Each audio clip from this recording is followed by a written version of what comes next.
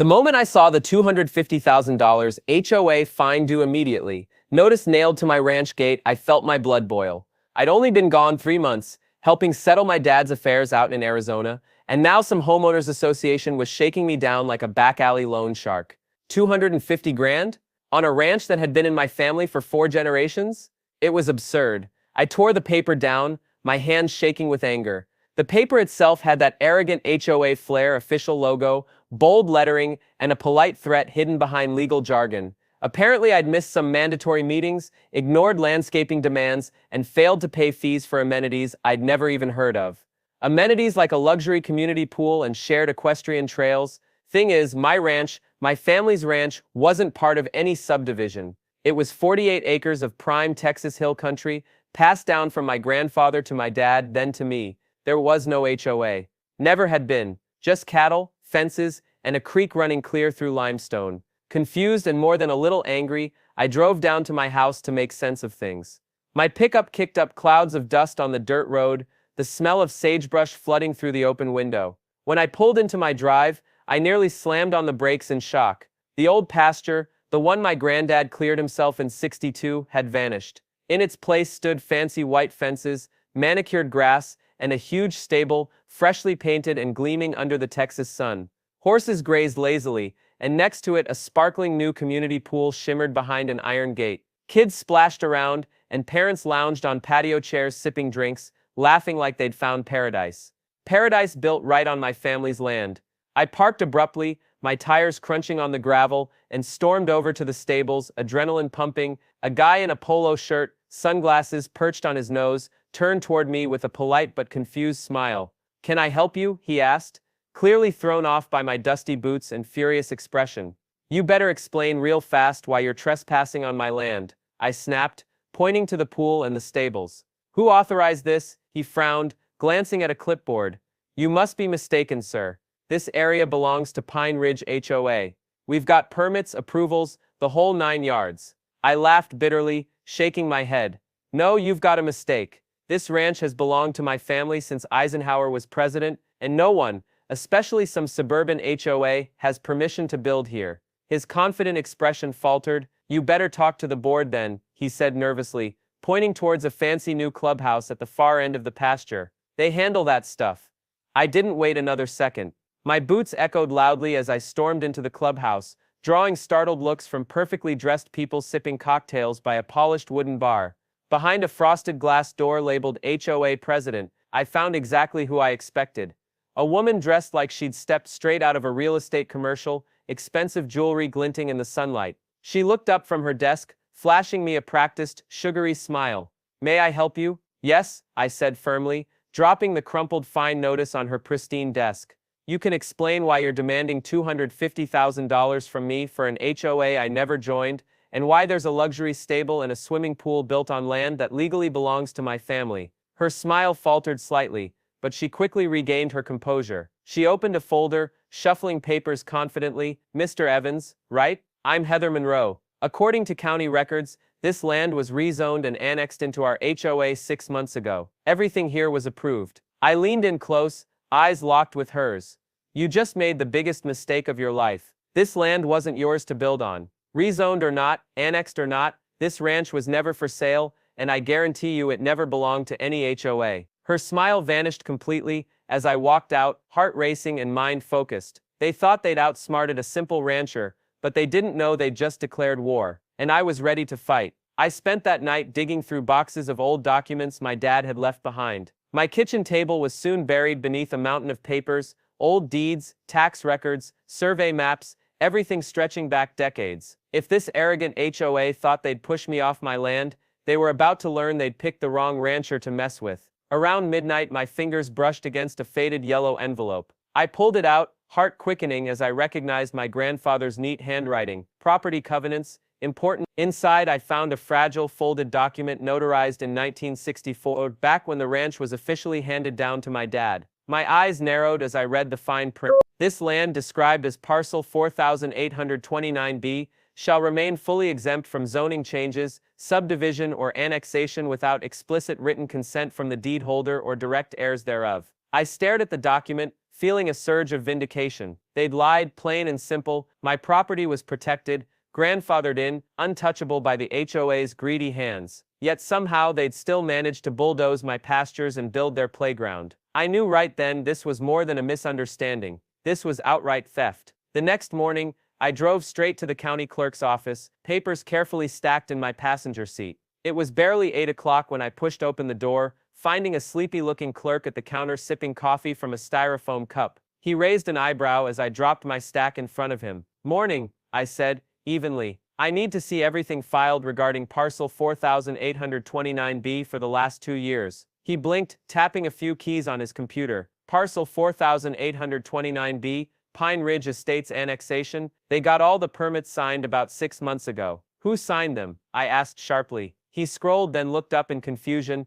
Signed by Heather Monroe, president of Pine Ridge HOA, and co-signed by the county commissioner. Says the land was abandoned farmland." My jaw clenched. "Abandoned?" I slid my tax receipts and farm maintenance logs across the counter. "I've been maintaining and paying taxes on that abandoned land my whole life." His face paled as he flipped through the paperwork. "Look, if what you're saying checks out, somebody seriously screwed up. They never should have touched this without your consent." "Oh, it checks out," I said firmly, sliding over the yellowed covenant from my grandfather. "They just figured no one would notice or complain. They gambled wrong." He nodded gravely. "Look, I'm just the messenger. You'll need lawyers and probably some media coverage to push this through. The HOA is deep-pocketed and they've got connections." "I've got something better," I replied, grabbing my documents. "I've got proof." Next stop was my lawyer's office, a small building in town that had handled my family's affairs for decades. Marcus Kelly was a sharp, gray-haired man with a reputation for slicing through bureaucratic nonsense. When I laid out my evidence, he took his glasses off slowly, shaking his head.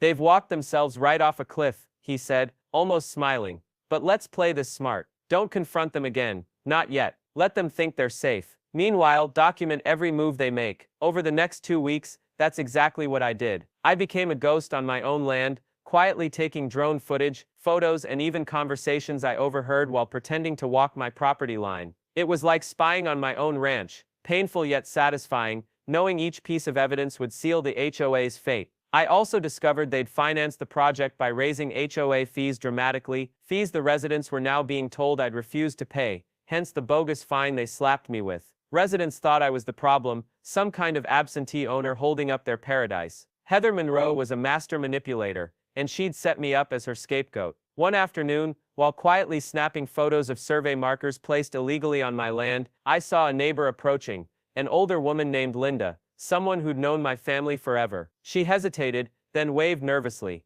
"Hey Danny," she said quietly, "I know something's wrong. That HOA woman, she told us you sold the land and then refused to move." I felt a hot flash of anger but forced myself calm. "Linda, that's a straight-up lie. This land is mine. Always has been." She looked guilty, eyes flickering toward the fancy stable. "They pressured me into signing petitions. I didn't understand. I'm sorry. It's not your fault," I said gently. "Just watch closely. Soon everyone will know the truth." When I returned home, a new envelope sat on my porch, a letter from Heather Monroe herself, neatly typed, smelling faintly of expensive perfume. Inside was a thinly veiled threat, dressed up in polite words. "Final notice, if payment of $250,000 is not received by Friday, the HOA will initiate foreclosure proceedings." Foreclosure on land I'd never lost. I nearly laughed out loud. They'd built their paradise on stolen property, and now they were trying to charge me admission. But instead of panic, I felt calm, clear, sharp, certain. Their threat wasn't intimidating. It was an invitation. Marcus agreed. "Let them play their final card," he advised. "Let them threaten, posture, pretend they've won. The more they invest, the harder they'll fall." So, I did nothing. I watched them plan a grand opening for their new stables, inviting the entire town. I even waved politely when Heather drove by, flashing me that arrogant, victorious smile. She probably thought I was broken, defeated, ready to fold. But I was waiting for the perfect moment to flip the script, to show Heather Monroe exactly whose ground she'd been standing on this whole time. Because when the dust finally settled, I'd reclaim more than just my land. I'd reclaim my family's legacy and watch Heather's empire crumble beneath her carefully manicured feet. The morning of the grand opening, the HOA spared no expense. Trucks rolled in carrying expensive catering, balloons and banners boasting, "Welcome to Pine Ridge Stables and Resort, your new home away from home." A live band warmed up under an elaborate white tent, and luxury SUVs filled the parking lot where my cattle used to graze. They'd built their paradise on my family's legacy, and now they planned to celebrate as if they'd won. But I'd spent weeks quietly documenting every illegal move Heather Monroe had made.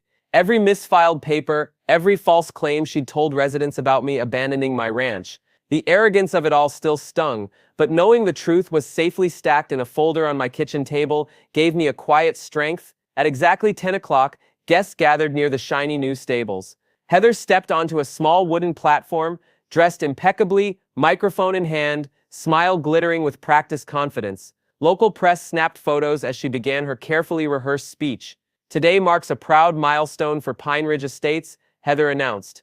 Thanks to the generosity and cooperation of everyone here, her voice trailed off abruptly as I strode up the gravel path toward her. Conversations faded, heads turned. Heather's carefully maintained smile wavered just slightly before she recovered, forcing warmth back into her voice. "Oh, Mr.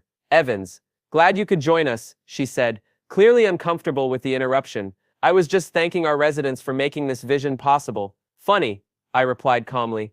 "I didn't realize stealing land was considered generosity." Murmurs rippled through the crowd. Heather laughed awkwardly, attempting to dismiss me. "Ladies and gentlemen, our neighbor seems confused. This land was legally annexed into our community months ago." "Illegally," I corrected loudly, holding up a thick stack of paperwork. "This property has belonged to my family for nearly 80 years. No consent was ever given to your HOA. You've been lied to." The crowd went completely silent. Heather's composure cracked visibly as I handed a copy of my grandfather's covenant to a stunned reporter standing nearby. Cameras clicked rapidly as he quickly flipped through the papers, eyebrows rising. "You have no legal right," Heather hissed at me quietly, losing her fake smile entirely. "We have county permits. You'll lose everything fighting us. You forged papers, misled residents, and tried to extort money from me," I replied firmly, loud enough for everyone to hear clearly. "You built your stables and pool illegally on my family's land. The county already confirmed it." Her eyes widened, anger and panic flashing simultaneously across her face. I continued, raising my voice clearly above the shocked whispers from the crowd.